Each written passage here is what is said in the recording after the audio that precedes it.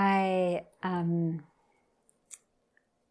live with, as we all do, a blessing and a challenge, and they come all pretty much always from the same place. And for me, it's that I can hardly ever give the same Dharma talk in the way I've previously written it. I don't know what it is. So that's the challenge. The blessing is that often you hear something new, but it's just been thought about and jotted a couple of hours beforehand. So sometimes it isn't always comprehensive, sometimes it doesn't flow. When it does, Ian is the first one to tell me, that one flowed. So it's just like going to the fair, you don't know what ride you're going to get on. And we'll see.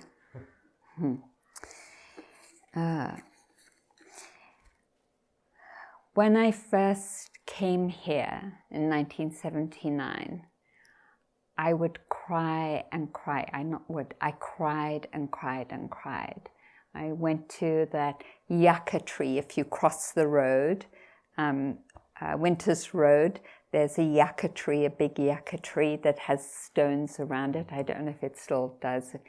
And I would just walk to that tree and sit under it and cry and cry. And I understand why. Because when we first come on retreat, or even just when we come on any retreat, the grief that we carry, and it's not just from even this time, but generations of grief, is uncovered and opened up. And so there are times when it might be that we just cry and cry and cry, and that it isn't anything other than this acknowledgement of how much as human beings we hold. You know, when I think of my own lineage, I think of my great-grandmother who killed herself.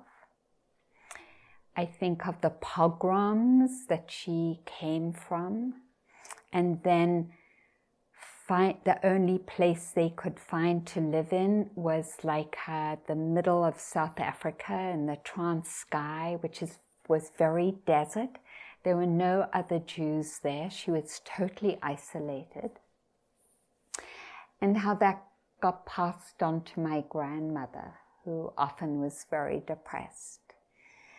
And that is just one part of what they say people now is carried in our genes, that it's carried generationally, the grief. And the grief of each of us growing up in our families or going to schools where we weren't able to grow up in innocence, like the grief of losing safety, the grief of living in violence, the grief of having to be older or to lose childhood and become an adult when we weren't ready. The grief of being lost when there was so much suffering and not being able to understand it.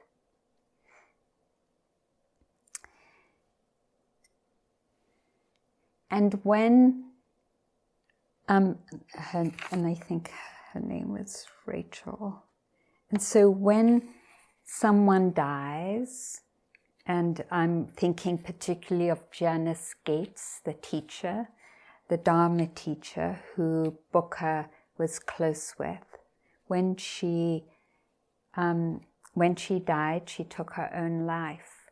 It isn't really just about Janice Gates. It's how much sometimes one death can open up that ocean of grief that we carry.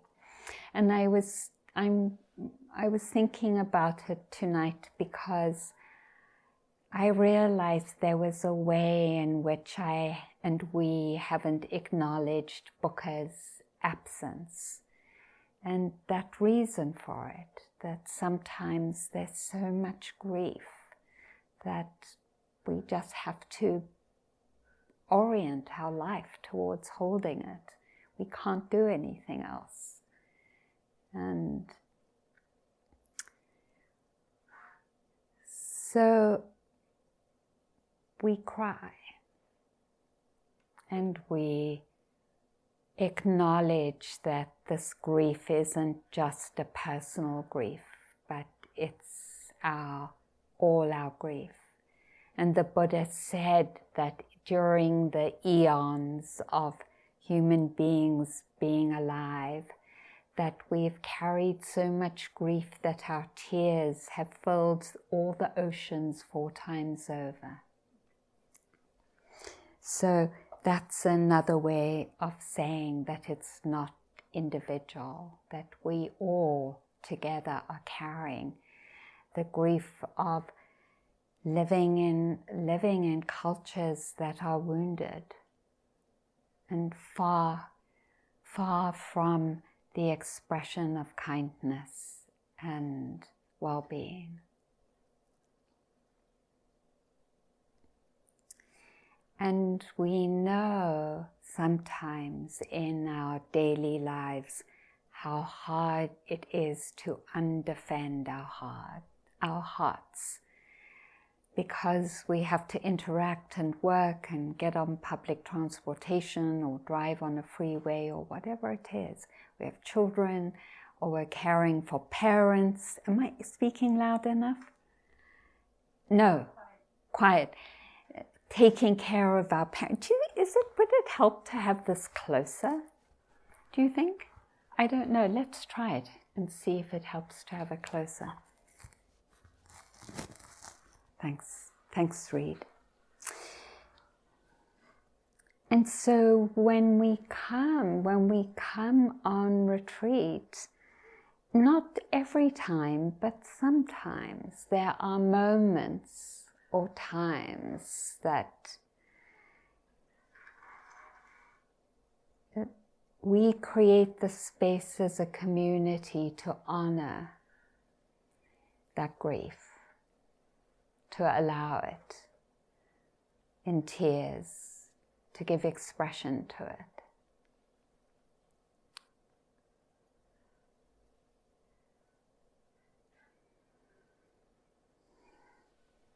The beauty of this practice is that mindfulness and loving kindness build the banks that hold our rivers of grief, so that we actually have a way to step in and step out. So we don't need to keep defended because we're scared that we're going to be overwhelmed by our grief. And it can be as simple as trusting that when that grief feels overwhelming, just stepping, here, now, my body, my foot, placing, lifting, placing. Sometimes that's enough to build a bridge back to the banks, to rest on dry ground.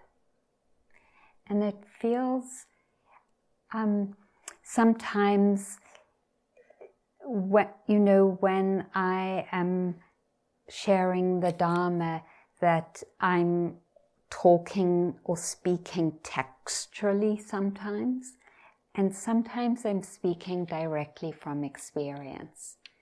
there have been so many times when I have relied on stepping, or tapping. This is my arm. I'm here and now. That practice that we're doing is the practice that builds the bank, that enables us to step onto ground and to reconnect. And so we have been quoting the Buddha's invitation to us around the incredible strength of mindfulness in its capacity to give us ground and to create a safe refuge for us. Because if we don't feel we have a safe refuge, then it becomes too scary to open up. And so it's good to acknowledge that refuge and to know it and to try it on. And to find for yourself, it might not be stepping for you, it might be something else. It might be singing of what your ground is that you can come back to as your refuge. And then there's another refuge that's a ground, and that is another refuge and another lineage of expression in our lives. And one is the woundedness that we carry, and the other is the amazing capacity, or the miraculous capacity we have to feel beautiful, to feel alive in delight. Those moments when we feel almost like we're dewdrops with the sun striking on us, like rainbows of color. And maybe that comes in moments of dancing or painting or singing or in practice and meditation. What that communicates to us is that we also have this other inheritance, and that we have both. And that so much about this practice is holding both and learning how to lift one in particularly or open to the other, and not to forget that both are our heritage. There is this, and this heritage is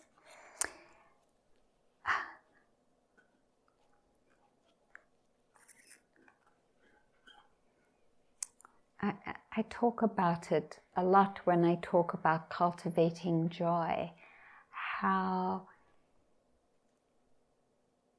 hard it is for us to claim our own beauty, to know that each one of us are exquisite in ways that will never be repeated again. The combination of our generosity or our kindness or our particular sense of humor or our courage or our endurance or our commitment, they come in ways that are absolutely unique. And part of this practice is about learning to discern and acknowledge that in ways in which it becomes an ongoing reality and part of this bank. So there is this, I love to read this,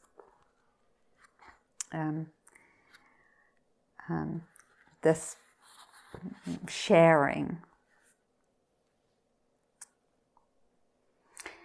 I tell you, I would have died but for the friendships. The doctors had just about given up. Forget it for having any will to live. I can't begin to describe the despair. Beyond the relentless physical pain, there was this utter emptiness of heart and soul. Each morning felt like waking up in hell. Can you understand that? Every morning feeling that way, like it was the first time.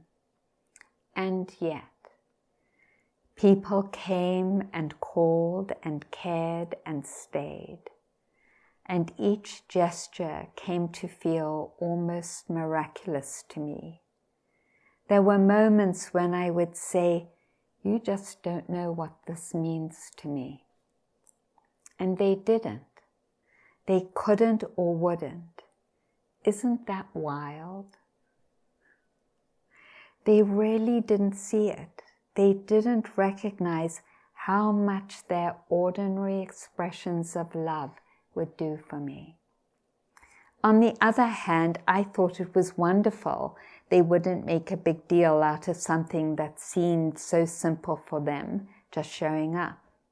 But on the other hand, I wanted to shake them and say, "Do you know how beautiful you are? Won't you see it?" As if they were angels who had forgotten.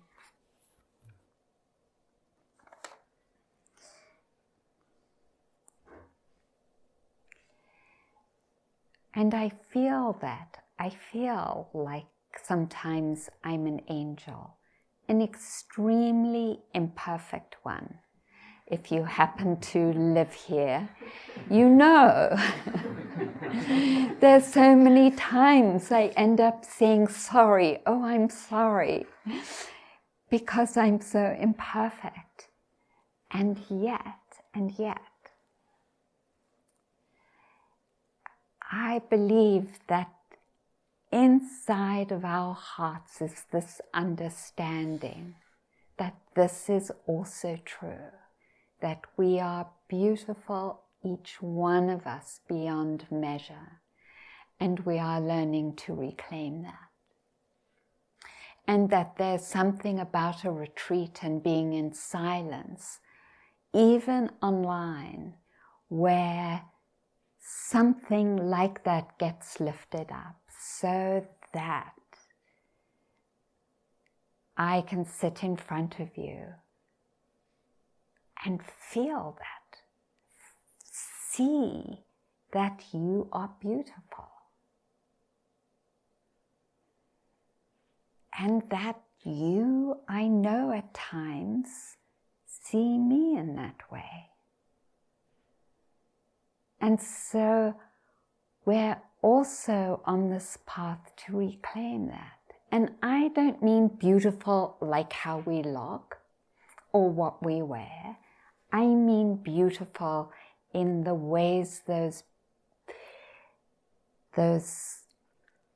beautiful energies that define a Buddha as a Buddha live inside of us as well.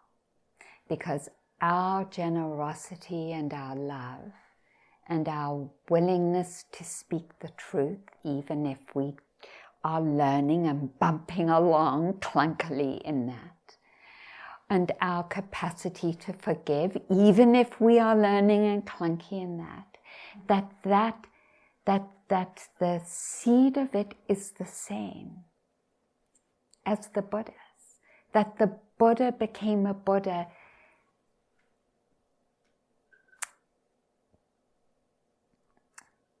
because somewhere there was that willingness, the same willingness we have to say, no, I refuse to believe that I'm less than that.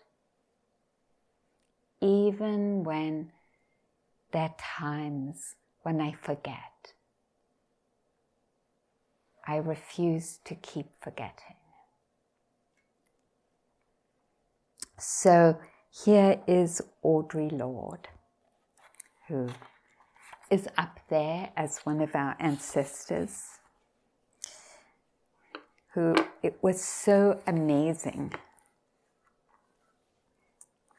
Oh, I'm just jumping the gun a little bit. So one of the practices that supports this,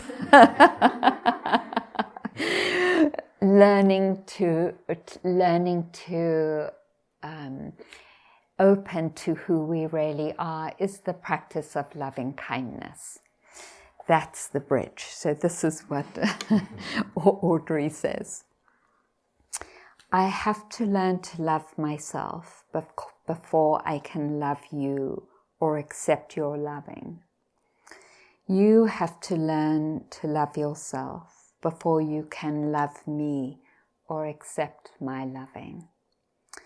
Know we are worthy of touch before we can reach out for each other. Not cover that sense of worthlessness with I don't want you or it doesn't matter. And these are enormously difficult to accomplish in an environment that consistently encourages non-love and cover-up. An environment that warns us to be quiet about our need of each other by defining our dissatisfactions as unanswerable and our necessities as unobtainable. We have to consciously study how to be tender with each other until it becomes a habit, because what was native has been stolen from us, the love of black women for each other. But we can practice being gentle with ourselves by being gentle with each other. We can practice being gentle with each other by being gentle with that piece of ourselves that is hardest to hold. By giving more to the brave, bruised child within each of us. By expecting a little less from their gargantuan effort to excel. We can love in the light as well as in the darkness. Quiet the frenzy towards perfection and encourage our attentions towards fulfillment.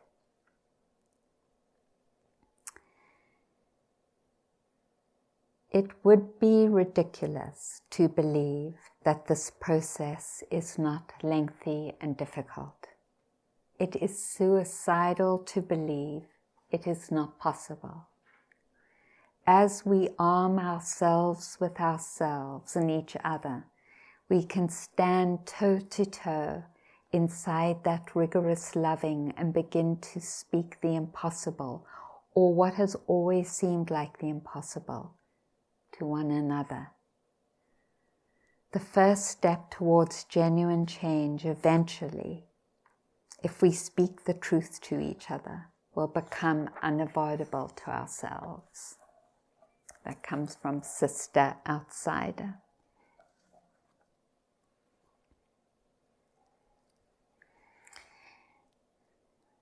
So when I first heard the practice of loving kindness, it wasn't sort of contextualized in this way, and I couldn't do it. The phrases seemed false, and I didn't know who I was doing it to, because who I was doing it to was so shut down and defended. It just felt like everything was bouncing off. And I have enormous respect for all my teachers, but they never told me that I was beautiful, that there was a living part inside of me that could grow, and that's what the practice of loving kindness is about. It is about that willingness to believe that inside of us is this capacity and that we can grow it. And then there are these multitudes of ways that we can grow it. And the first is really taking a lot of time to contemplate our generosity, our non-harming, our truthfulness, and our caring and compassion for ourselves and for others. That's the ground for loving kindness to grow.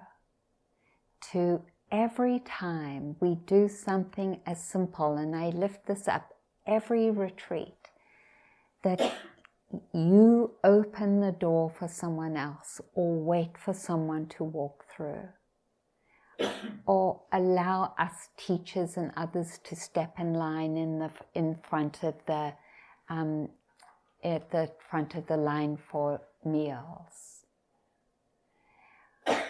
or offer help in some other way. Every time we do that, don't dismiss it. Like, turn towards it and acknowledge it and appreciate that. Every single time you have a thought of caring, oh, I've forgotten to write to this person, like, appreciate it. Because the reality is not that we're horrible. The reality is that we've forgotten to turn to what's beautiful. And that's the ground and the basis for loving kindness. And once there's that acknowledgement and connection, then it becomes so much easier to begin to offer kindness and caring to ourselves, because our hearts have been supported and nourished in their opening through the acknowledgement of the beautiful qualities.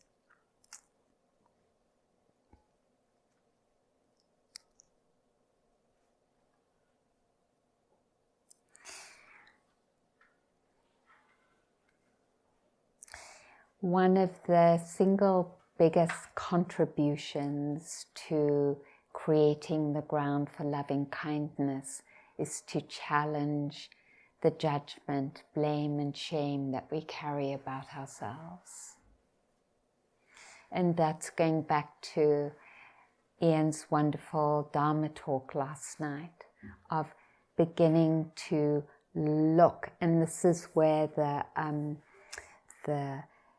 invitation of U Pandita in his description of mindfulness was so helpful, to turn towards and confront directly those places inside of ourselves, the shame, blame, and judgment, and to call in the faith that never ever is there truth or wisdom in any faith, in any blame, judgment, in any shame, in any negative quality turned towards ourselves, that it never ever is justified, even when we make a terrible mistake.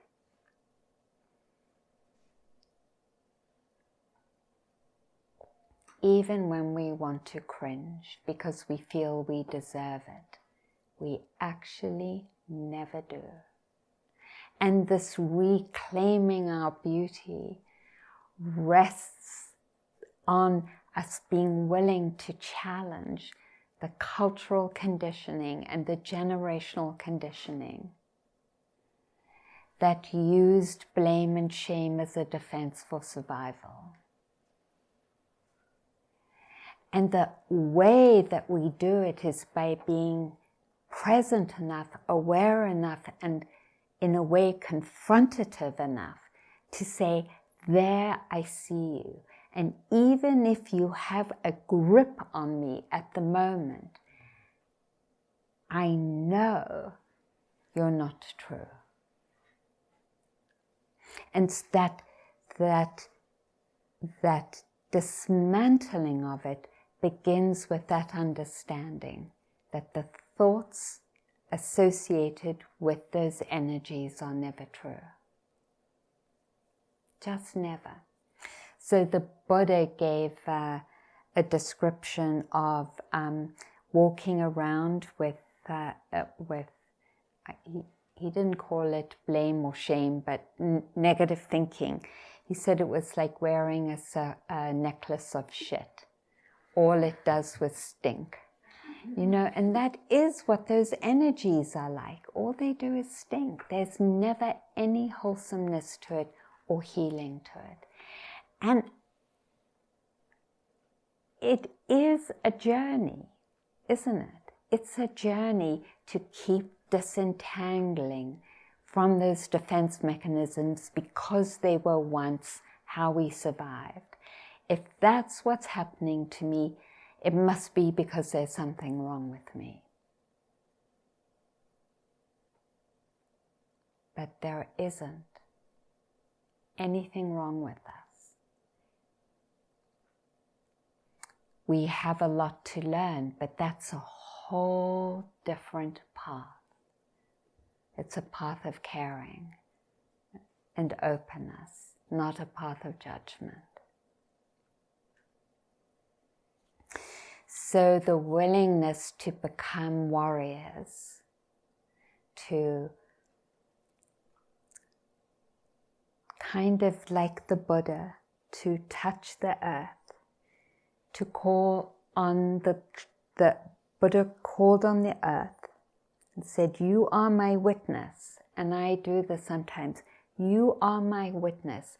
I refuse to continue to believe this thought.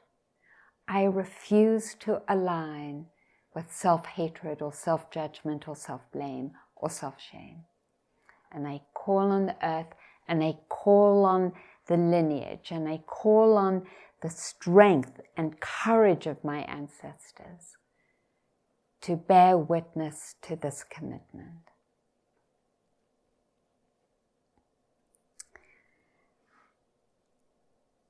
That's one of the most beautiful gifts we can give ourselves, is that commitment and the practice of staying with the breath and of walking and of knowing when you're brushing your teeth and knowing when you're putting on clothes and knowing when you're taking them off and knowing when you're pulling the paper off the toilet roll is the sword, is the strength that enables us to cut through the negative conditioning. And it's done with love. And so we cultivate intentionally mindfulness and loving kindness to help in the disentangling from our cultural conditionings of oppression.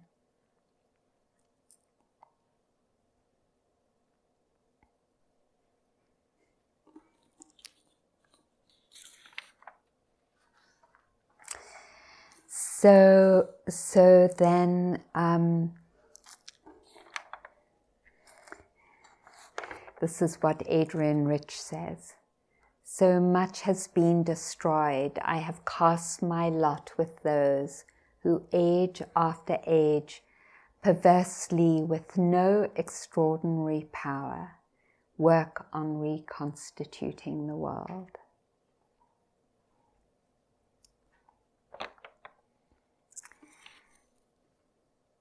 There is the story of a monastery that was really in hard times. There were only 5 older, what they call themselves, monks or something else in the Christian tradition.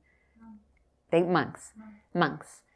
And things were in disrepair and ruin, and the head monk, the abbot, decided to go and visit a rabbi who had a hut nearby. And he went to visit the rabbi and said, "You know, I'm just feeling really depressed about the state of affairs, that we're all old, the monastery is in disrepair, and no one's staying with us." And the rabbi said, "I know, I don't know what's happening in the world. It's really a sad state."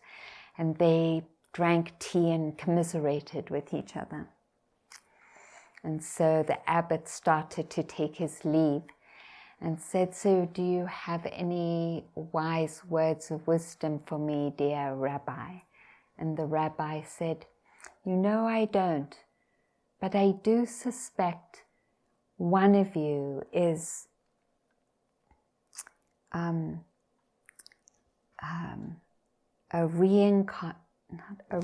wasn't a reincarnation of Jesus, but one of you is the Savior, something like that. And so the abbot goes back and shares this with the monks. And so one monk, John, says, I wonder if the abbot is the Savior. And I'm so sorry, I can't remember the exact word, but it's the Savior. He's been so caring of us. But then maybe it's Brother Richard. Brother Richard is so wise. And I know he's grumpy at times, but he really does seem to offer us the best advice when we need it. And then someone else was thinking, yeah, maybe it's Brother Jack, because Brother Jack is always there when we need someone. So as they begin to consider each other as the possible Savior, they start really caring for each other and respecting each other in new ways. And the energy in the monastery changes. And so there happens someone who was walking in the forest who stumbled on the monastery, into the monastery lost, and was like, oh wow, this place feels kind of good, and went back to his family and said, I just discovered this monastery and there are these 5 old monks there, but it's really good energy. We should go and visit. And so the word spread around that this was a good place to come and visit, and someone came to visit and said, hey, I'm really ready to come into the training. And over the years, the monastery was rejuvenated. So I love this story because it was this incredible willingness to believe that each of the monks could possibly have been the Savior, as each of us are saviors in our own ways. Just whatever and however we live, whatever we do is a contribution to that. And how amazing it would be if we were willing to open up enough to relate to each other in that way. So,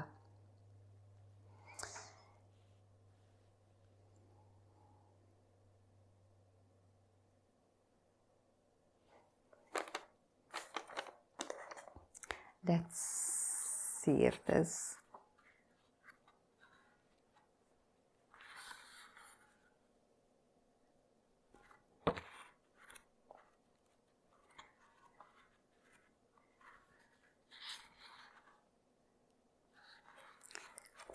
one more story. This is a coming full circle to holding everything.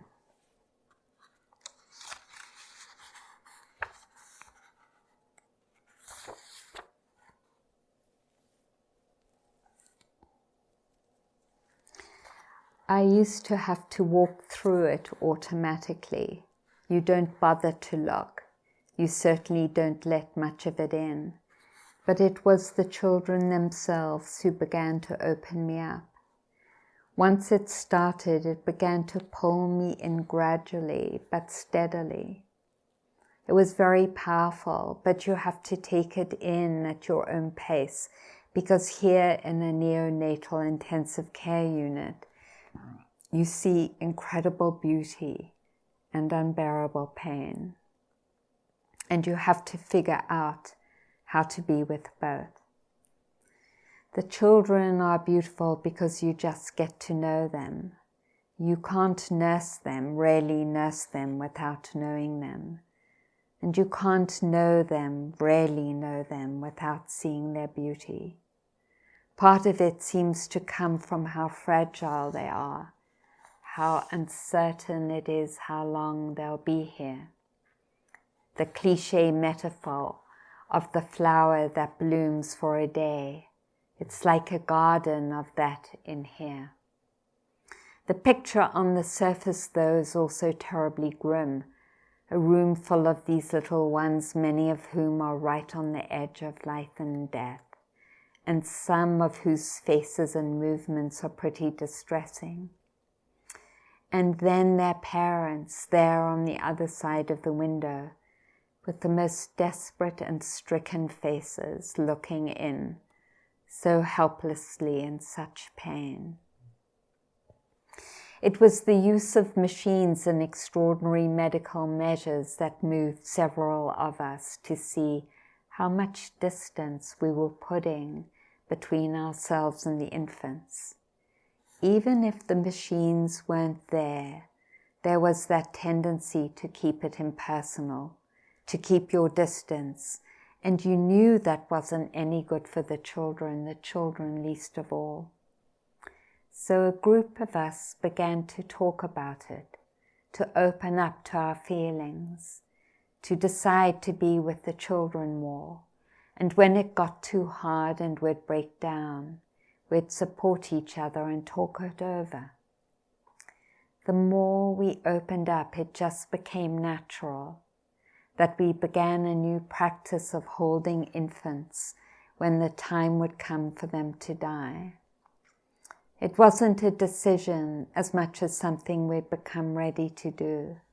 So at the end, we'd take them off the monitors and into our arms in a rocker, and we'd sit with them there in their final moments. It tears you apart, because holding them, sometimes you can feel them go. And the death itself is different. On the machines, it's monitored as brain death. In your arms, it's the heart and the breath. It's so, what's the word, poignant. You feel 10 dozen things at once. Terrible sadness, because you've become attached to the child. But glad too, because their suffering is about to end. Maybe anger at the world, at God, at whatever, for allowing this to happen. And such empathy for the parents. And something like awe and wonder, like there must be some kind of explanation for all this, which you don't understand yet. But patience too, that things will become clearer in time. And peace of mind, because you're doing the best you can. And humble to be present at such a moment. All of the above, often at once. You're sitting with these feelings as well as sitting there with the child. In fact, you come to see that you're sitting with all of it on behalf of the child. You're doing it for yourself, and you're doing it because it's a final act for them as well. You're offering whatever peace you've come to, and it creates such intimacy, impossible to describe. So let's take a moment.